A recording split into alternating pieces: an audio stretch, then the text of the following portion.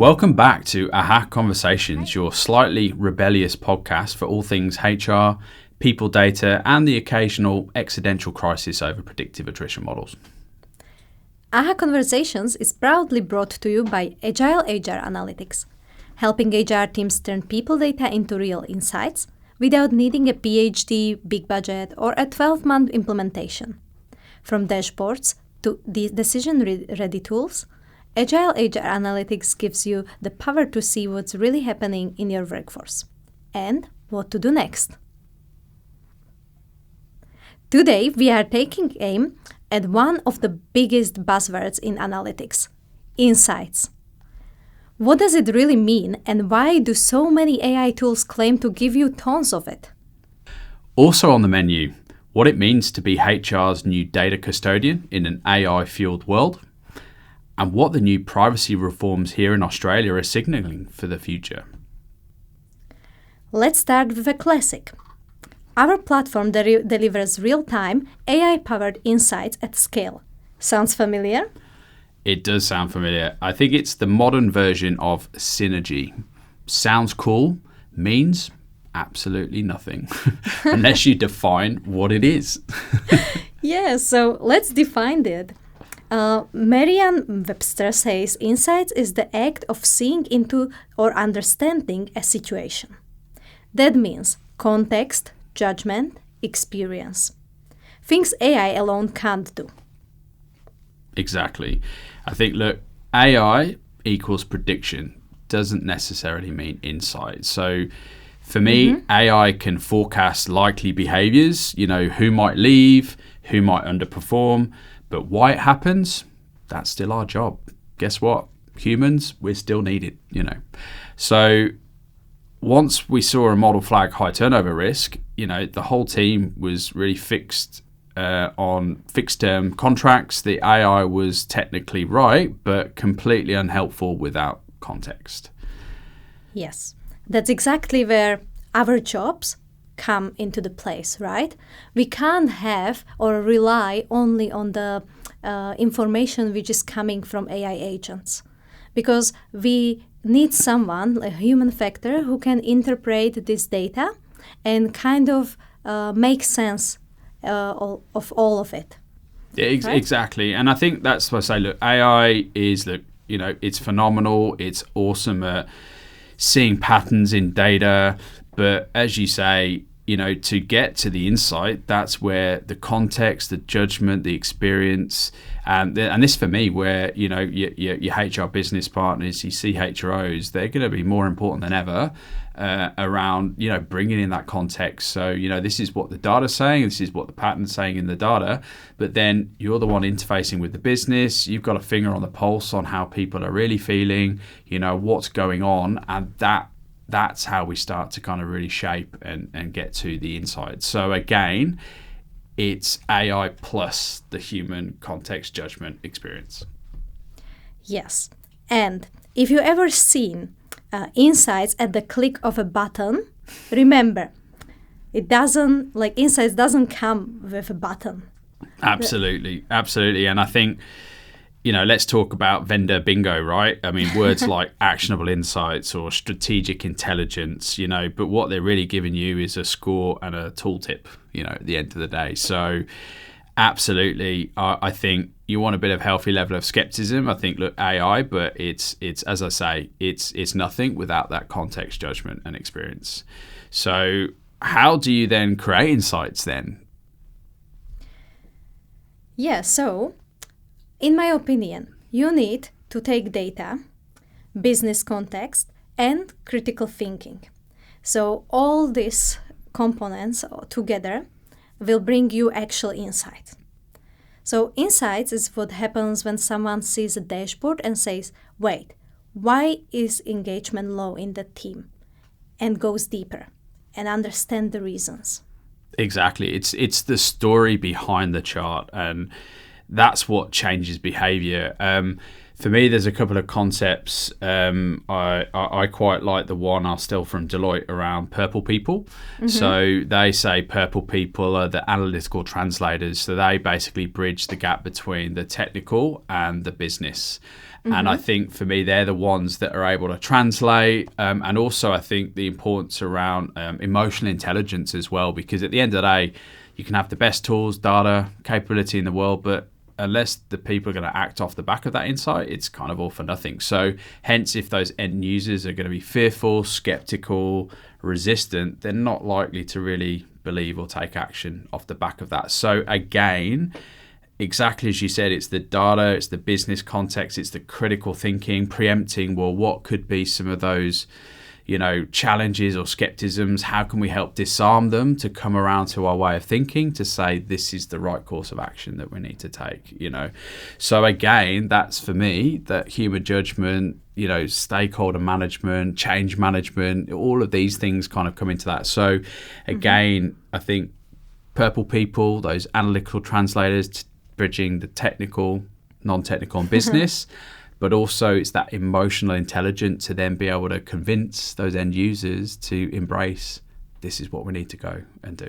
Question to you, Philip. Do you consider more red or blue? Oh, that's good. I think it changes every day.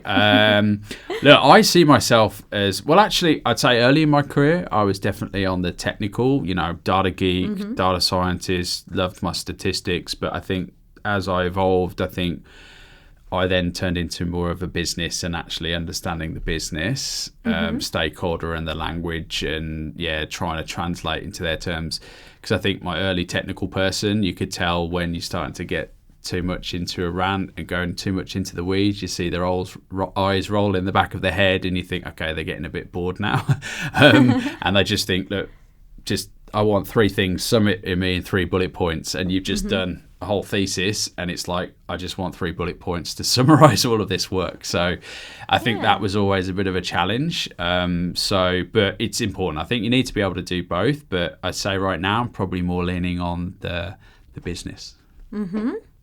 Yeah, that's interesting. I am wondering if that's the path of majority people analyst, because I was following the same pattern, basically. I started on very technical side and data oriented, but then over the time working with business and have this experience, I switched more towards business and trying to understand more okay, data is cool, but what we are trying to solve side of the business. So yeah, well, I have a little model where I think of there's 4 domains. So the way I explain people analytics, right, you have the domain of HR. So that's the function that we're in, and it's all about the people and HR.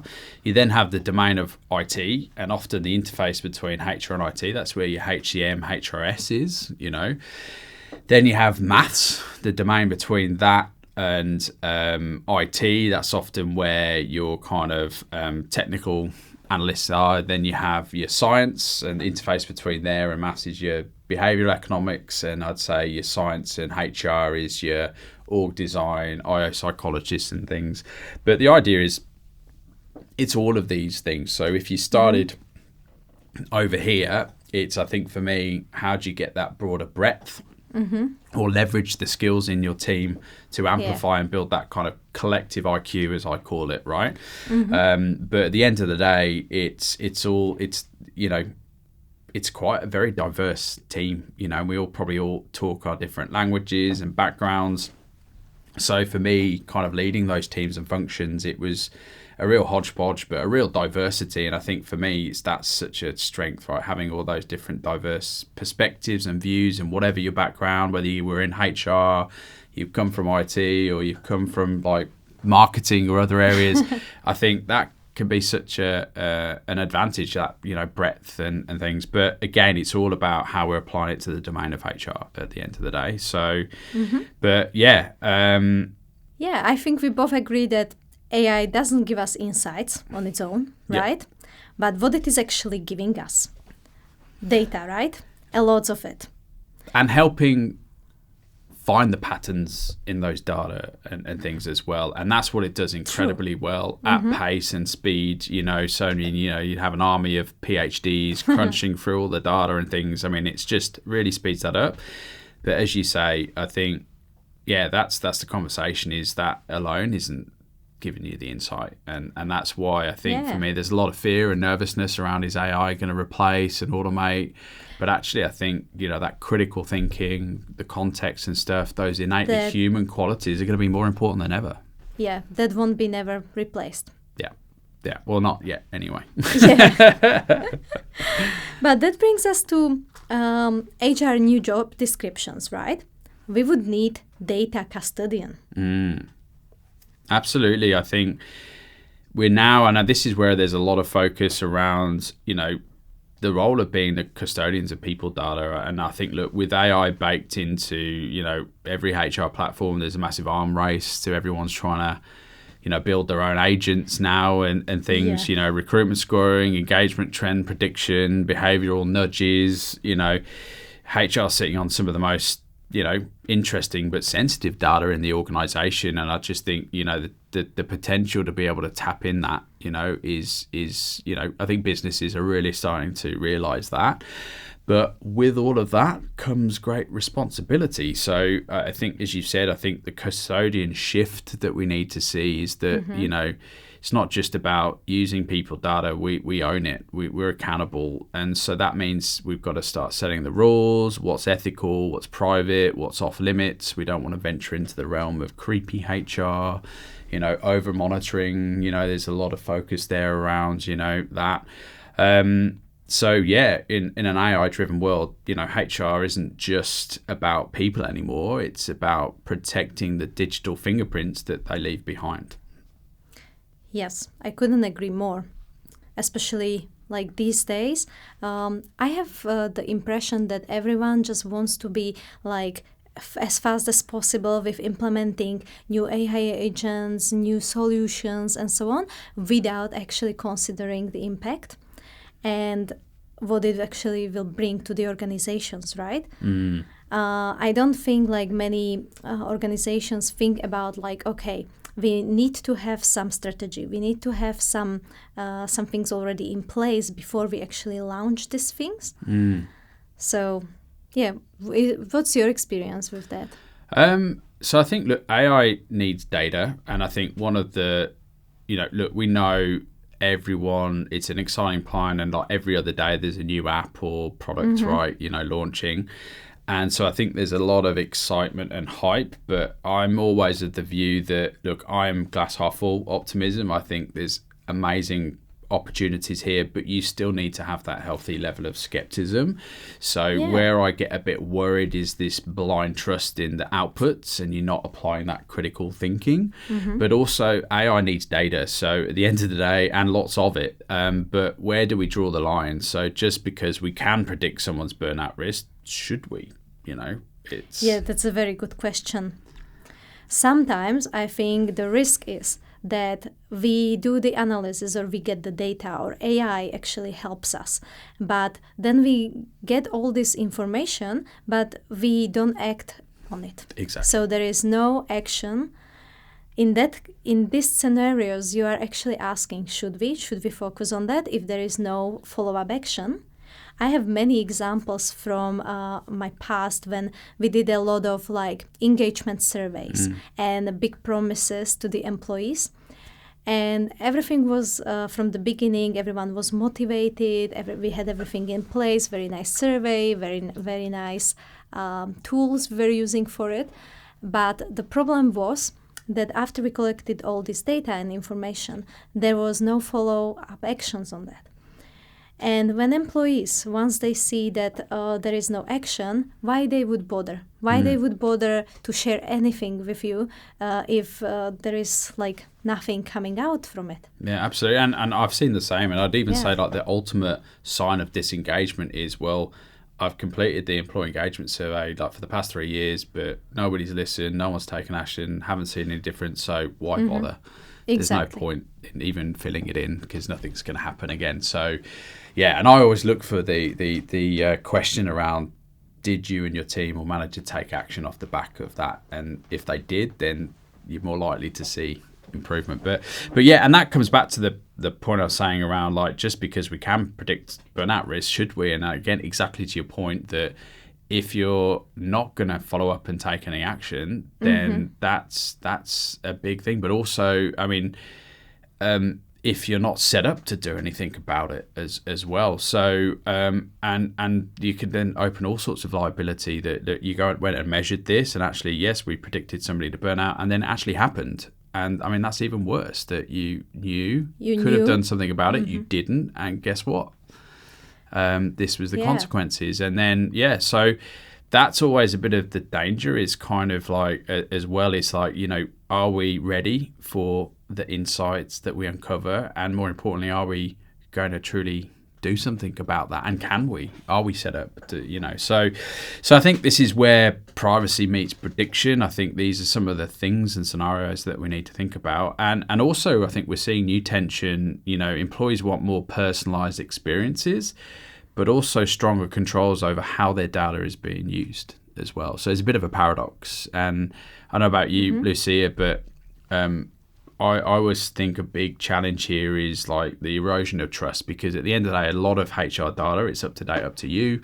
Particularly now we're seeing changes like GDPR coming in, where actually it's not the organization's data, it's the employees, and they have new rights about this, and they have a say in how that information is being used. But then I suppose us as people, data analytics, we want lots of data. We want historic data so we can go and do the fancy predictive stuff. But if employees aren't comfortable sharing and providing that, then we're going to have very small sample sizes. We're not going to have representative sample or enough data points to use any of this. Yeah, I think in that case, it's very important to kind of explain the employees why we want that data, and like in a way motivate them to share it with us. I understand that number one is to gain the trust of the employees. But then also we have to consider that not everyone is super encouraged to share the data or super like motivated. People are busy. They have a lot of other stuff to do, right? So for example, in also my previous company, we were trying to actually do a proper analysis where we needed data, especially like people data, to encourage teams to share this. And we kind of came up with a gamification, and we like incentive for sharing the data from each team. And on the quarterly basis, our CEO like announced the team who kind of fulfilled the most of the like fields in the data. And then we gave them like some incentive, like chocolate or whatever. So yeah, that was, and we managed to increase. I have to say it worked. But that was startup in Germany, so I don't know how different countries would react on that. But well, it's probably a good segue, because I think having come from working in Europe in big global organizations, and having worked with Germany and German work councils, if anyone's familiar with that, so certainly here in Australia, it's quite unique, because currently, although it's changing, privacy records are exempt. Employee records are exempt from the Privacy Act, but that is now changing. So what that means is there's a lot more freedoms here in Australia around what companies can do.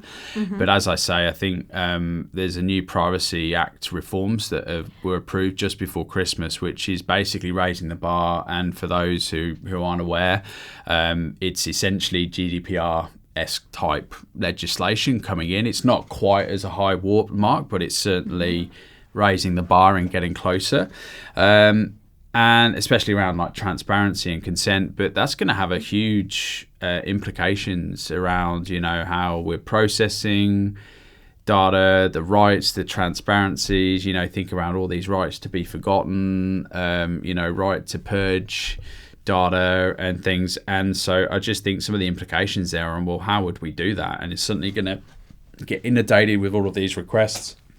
I mean, I remember when GDPR came into effect. Yes, I was there too. Yes. So, we got some weird and wacky requests and things, and a lot of work and admin to go and get that information and process, But what do you think will happen here in Australia? Do you think that Australia will follow similar pattern as Europe when GDPR came into the place with Yes. this new? Yeah, look, I think, honestly, this is just my opinion. I think we're going to just be very reactionary, and the problem is, like, I don't see much organisations being proactive around this, and obviously there are going to be some exemptions to the rule, but I think honestly what will happen, the regulators are going to come along once the new legislation's in place, then they're going to go and probably get some high profile use cases and say, right, you know, you're in breach of this, and probably going to be some fines, and then that's the point where it's going to be, yeah, we probably need to start to do something about that, and so, and that's what we see, right, is that, you know, the legislation comes in, you know, and everyone's learning and not, you know, and yeah, so I think for me, it's going to be an interesting couple of years, I think. So, yeah. And there will be a switch from like policies into the practice, right? Exactly. So we, like companies in general, would need like also define like certain internal policies for like AI use, some kind of like consent and transparency practices or ethics reviews and so on. So yeah, and a lot of things. Exactly. And this is where, again, just my observation is I feel that this is where HR needs to be leading the charge, and hence the point around we are the custodians of people data for good. We don't want to venture into the creepy, you know. So I think, yeah, we need to clear internal policies for AI use. And the reality is, whether you have a policy or not, it's already here. Employees are already using it. You know, they've got their apps and things on their phone and other devices. They're probably recording conversations, and, you know, and whether you say nope, and I certainly know Australian governments, it's like, no, you shouldn't be doing this and things, but employees are, and like, what are the consequences of that if they're doing? So clear internal policies for the use of AI, consent and transparency practices, really important. Ethic review boards is another one. You know, for any projects and things that, you know, we're doing, we want to build a model for this. Well, we're going to go and get informed consent. We're transparent around that. If people are going to be able to opt in and opt out, you know, all of these kind of things. And I think the big one, which is I think the heart and center of a lot of the legislation like GDPR, is privacy by design in all new implementations. So again, for those that aren't familiar, I always revert back to, you know, the famous Cambridge Analytica incident, where they basically scraped a lot of freely available data, and they basically weaponized that and influence kind of voting and all sorts of things. And this is like why basically privacy by design means you are putting the strictest rules by default, and then it's the employee or the individual's choice around what they're comfortable sharing. So, you know, okay, on Facebook, right, I'm comfortable sharing my photos with my close family and friends, but I don't want that to be public, you know. So an employee might be that, okay, here's comfortable with directory-based information around, my role, contact number internally, but obviously I don't want to share any medical records, history, maybe I'm not, you know, my ethnicity and, you know, sexual orientation, like that should be no one's, but actually I'm comfortable your diversity and inclusion team having that, because they're using that for like the diversity network groups that I'd like to be part of, or they're helping improve the experience and things, and I trust them and doing that. And I think that's part of the challenge, coming back to the trust, is a lot of HR data is up to date, up to you, and a lot of it is voluntary. So again, if we want more data, we want to create better experiences, how do we ensure that employees feel safe and trusted that they're going to provide that, and knowing it's, you know, benefit for good, and we're not going to be using that for other untoward things, you know. So yeah, but again, I think this is where, from policy to practice, some of the things that we need to start think about, you know, some of these things, but it's still very early evolving days, as I say, and I think Europe is certainly more far ahead than Australia right now, but that, as I say, it's changing, and I think there's a lot of lessons that we can learn and apply. Yes, and we also, with this, I assume that we would need a lot of like new roles, which would also like step in and like help with like, I don't know, like legal side of the problem, or like many others.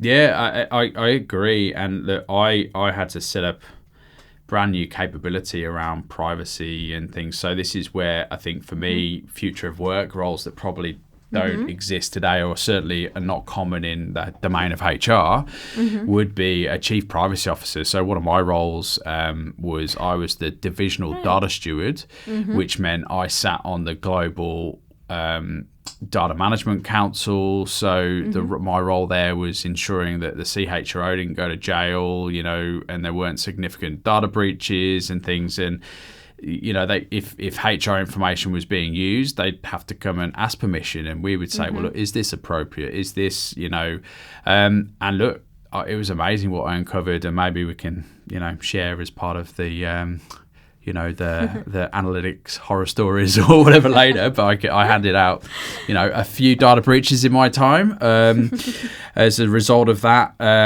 But coming back to your point, I think I see, roles like chief privacy officer, coming into HR. I see, data steward, and these are, by the way, proper qualified roles. So they're not just, we're just going to add on this person's remit and then now this. Rename the title. Exactly, just a job title, good old job architecture. No, these are actually qualified things, that you would need to have. And there's a lot of training and things around that. And there are like global frameworks and best practices. Because data steward is not a new concept, but it is new in the domain of HR.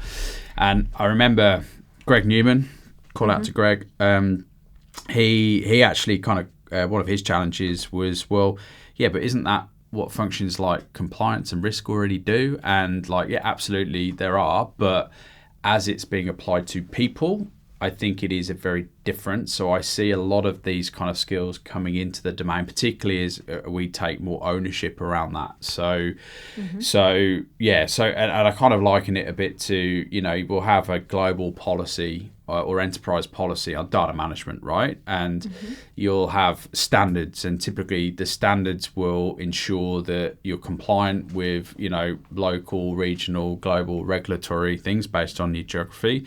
But then your procedures is, how that's being applied in different businesses. So for me, it's like, yes, data's data and there's frameworks and best practices, but we are the owners and knowledge around how it applies to people. So hence I see, for me, or my prediction is, I think we're going to start to see more of these types of roles come in.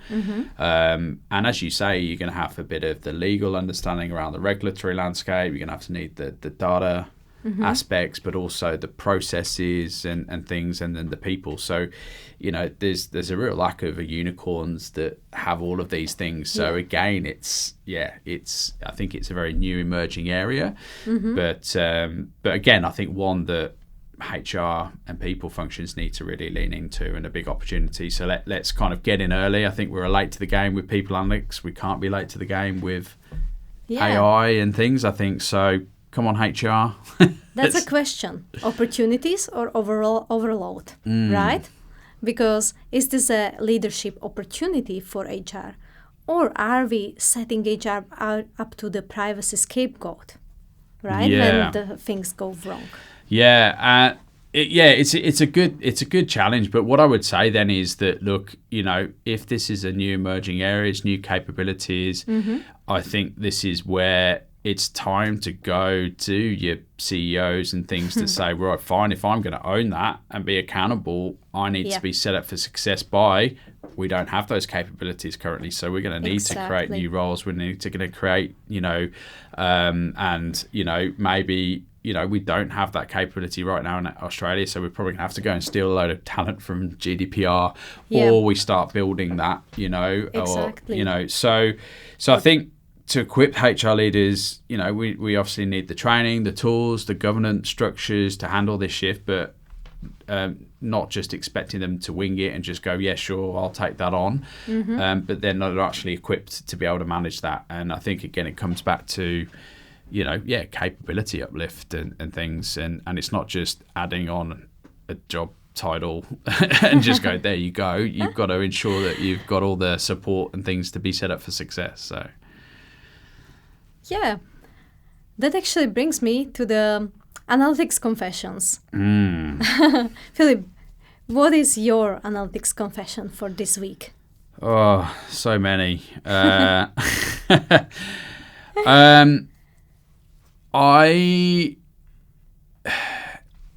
it's not something that happened with me necessarily, but it happened within my team, and I was the accountable leader. So absolutely, as accountability, I took accountability for this.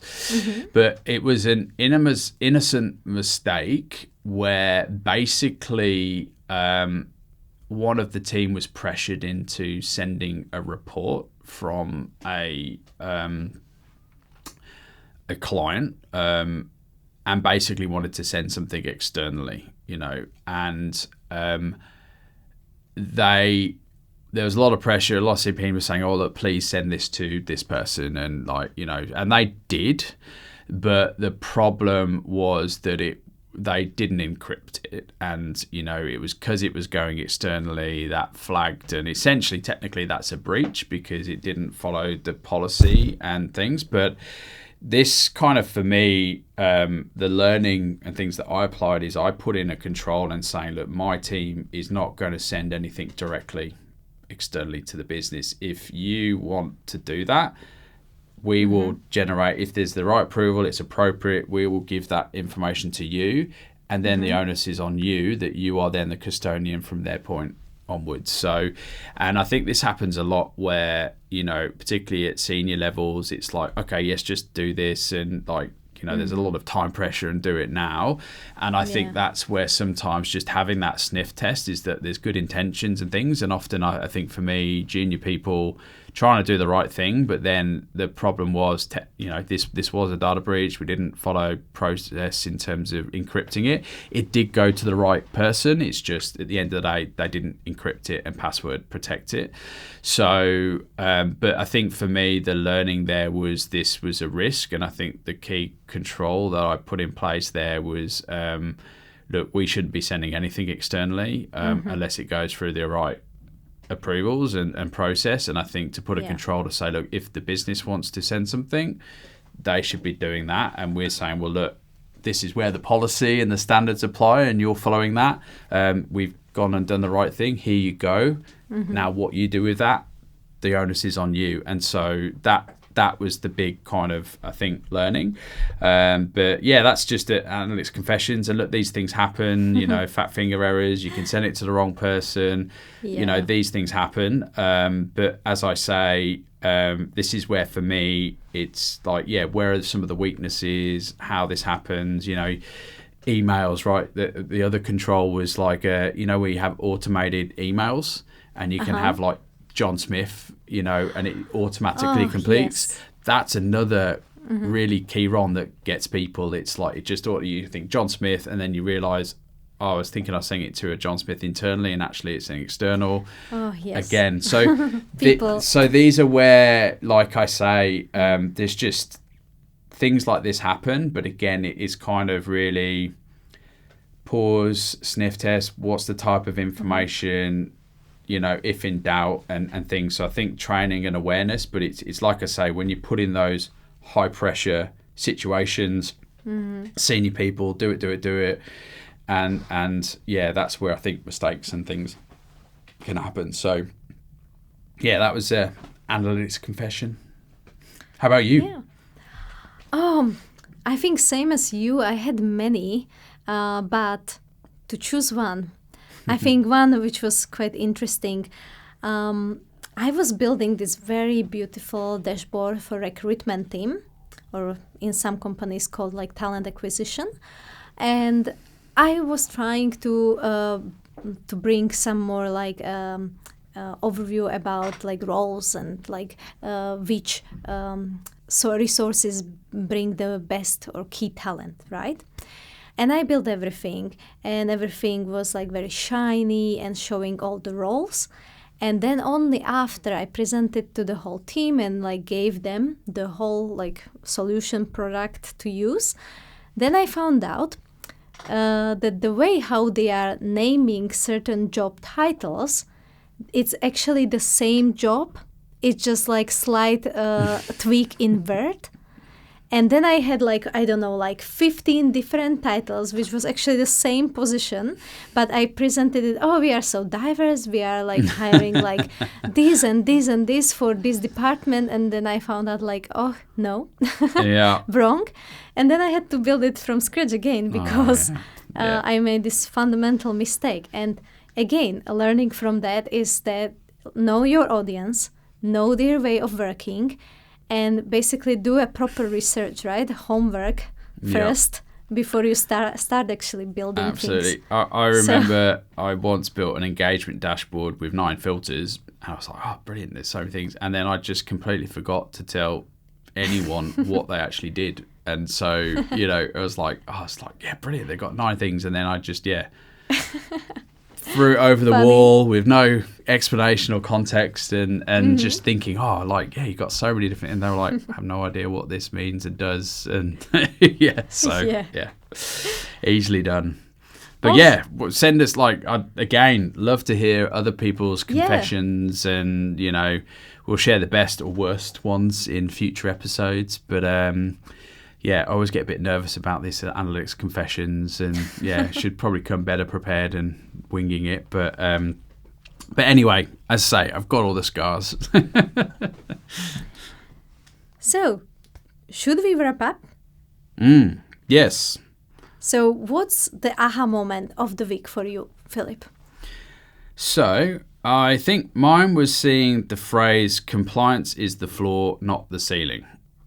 So, for me, we can't treat privacy like a checkbox. We have to lead with it. And I'm full of analogies today, but another analogy is the horse and the cart. And so I think another way of phrasing it is the horse and the cart analogy. So basically, the horse should be in front of the cart pulling the cart, but what happens is like HR can't be the cart dragging the horse. And that's my analogy, where I say, like, we were late to the game with people analytics. It was out for a while. We cannot be late to the game with AR. And if I'm, again, being really honest, I think, you know, I see a lot of fear, skepticism. Is this going to, place my job? I don't quite get it. So I think we need to kind of really lean in and own this. And like I say, it's AI plus that human judgment. I think those innate human things are going to be so important. So if nothing else, my aha is that, come on, HR, we have to lead with this. And it's already here. It's not going anywhere. Let's embrace it, and let's be the horse driving the cart, not be the horse being dragged by the cart. Oh, that's funny, man. So my aha moment for this week, a client said, we don't need AI to make decisions for us. We need it to make better decisions possible. Love that. Yeah. That's basically in a nutshell. Yeah. Summarizing I think everything. That's a great one. Yeah. And yeah, it's, again, I like the flipping, in terms of, we always think things are on like a continuum, right? And again, I think another one, I'm going to throw another aha one in there because I want to, but I think, and I'm going to steal from Ulrich here, godfather of modern HR, but I think one of the big challenges that we have to navigate are paradoxes. So I see all of these paradoxes, like we need to slow down in order to speed up, it's, and because of this, it's just, there's a lot of indecision and non-action. And that's, for me, is like, we're just almost sitting there waiting for somebody else to pick it up and run with it. And this is where I think I come back to, is that let's lean in, let's embrace it, let's go with the flow, have a say. Are we part of the conversation? Let's make sure we are, And so I think for me, like, how we're going to navigate all of these paradoxes, I think is going to be another thing that I think we're going to have to lean in and face, because otherwise we just end up sat doing nothing and nothing happens. And then we're late, to the game, and we're that good old horse being dragged by the cart. Back to the analogy. I'm going to keep using that, I think. I think I will start using it. If this episode made you laugh, think, cry, or even cry, Do us a favor, subscribe, leave a review, or share it with someone who is tired of buzzwords too. Yeah, and look, if you've got a confession, an insight, or an ethical quandary from your HR analytics life, we'd love to hear. So yeah, drop us a note. We'd love to feature it. Again, if you want to do it anonymously or you're happy to say who you are, again, we're all about that psychological safety. But either way, we'd love to hear from you. And yeah, please do get in contact. And thanks for listening. Yeah, thank you. Thank you, Philip. Thank you, Lucia.